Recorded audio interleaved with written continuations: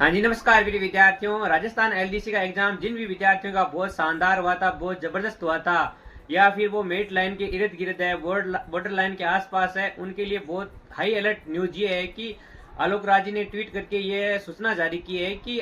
जिन भी अभ्यर्थियों की फॉर्म में करेक्शन था, यानी कि कोई भी आपने त्रुटि कर दी थी, उसको आप सुधार सकते हो। लेकिन ध्यान ये रखना है कि आप केवल उन्हीं त्रुटियों को सुधार सकते हो जिनको ओटीआर के अलावा किया था, यानी कि आप अपने फॉर्म में अपनी फोटो को, साइन को, और जो आपने हैंड रिटन नोट्स अपलोड किया था, अपने पिता का नाम, स्वयं का नाम, इनके अलावा आप बाकी की चीजों में संशोधन कर सकते हो, लेकिन आप इन चीजों में संशोधन नहीं कर सकते हो। और एक चीज और अपने को ये दी है कि आप अपने जो डिपार्टमेंट की वरीयता दी थी, आपने जो डिपार्टमेंट का, आपने जो विभागों का जो क्रम बताया था, आपने जो वरीयता दी थी, उसमें भी आप चेंज कर सकते हो। जैसे कि आपने फर्स्ट प्रायोरिटी भी किसी ने आरपीसी को रखता है, किसी ने अधीनस्थ बोर्ड को रखा है, ये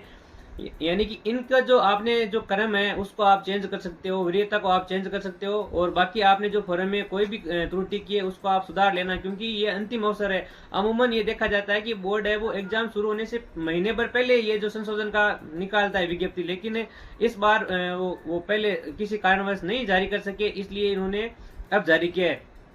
अब आपका रिजल्ट भी थोड़े दिनों में जारी हो जाएगा, आंसर की 25 जुलाई की समथिंग जारी हो जाएगी, इसलिए आप जितना जल्दी हो सके उतना इसमें त्रुटि है उसको सुधार लो।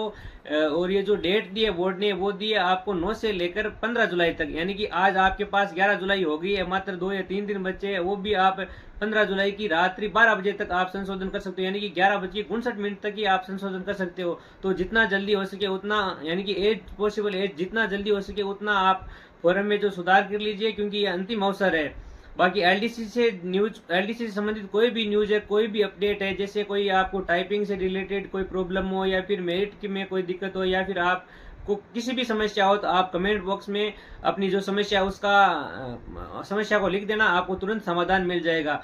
धन्यवाद विद्यार्थियों।